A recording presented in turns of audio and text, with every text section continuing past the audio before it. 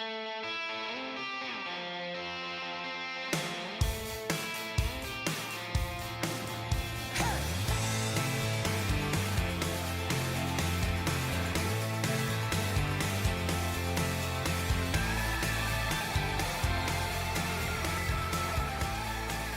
Steve Wiggins, and this is the Groundworks Ministries podcast. Today we're reading from the book of Ezra, chapter 2. Let's focus on verses 1 and 2. Here is the list of people of the province who had been exiled, carried off to Babylon by Nebuchadnezzar, king of Babylon, but who later returned from exile and went up to Jerusalem and Judah, each to his own city. And they went with Zerubbabel, Joshua, Nehemiah, Seraiah, Relaiah, Mordecai, Bilshan, Mizpar, Bigvai, and Baana. Okay, be honest. Did you really read every word of chapter 2? I bet you were tempted to skip it and go on to chapter 3, because I was. You know, though Ezra chapter 2 is a difficult chapter to read, it contains some valuable spiritual lessons, and the primary spiritual benefit that we derive from Ezra chapter 2 has been summed up well by H.A. Ironside, who wrote this. He says, "Most of the names are for us only names, but God has not forgotten one of the persons once called by these names on earth, and he will reward each according to his work. Nothing of good or ill shall be overlooked by him who looks not on the outward appearance, but on the heart." Well, how little did any of these devoted Jews of Ezra's day think that God would preserve a registry of their names and their families for future generations to read, and thus to learn how highly that God values all that is done from the devotion of the hearts of individuals to himself and for the glory of his name.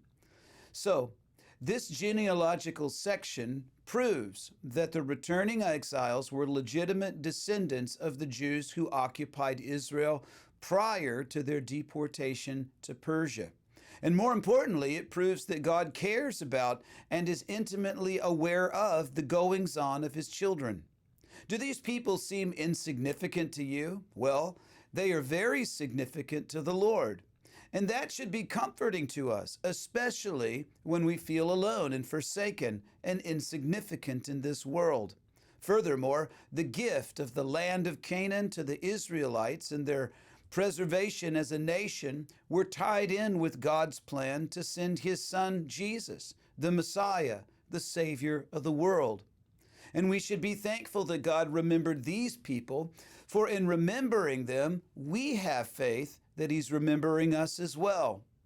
You know, there's a few names worth mentioning, mostly because the persons named may be confused with other prominent biblical persons with the same name. These people are Joshua, Nehemiah, and Mordecai.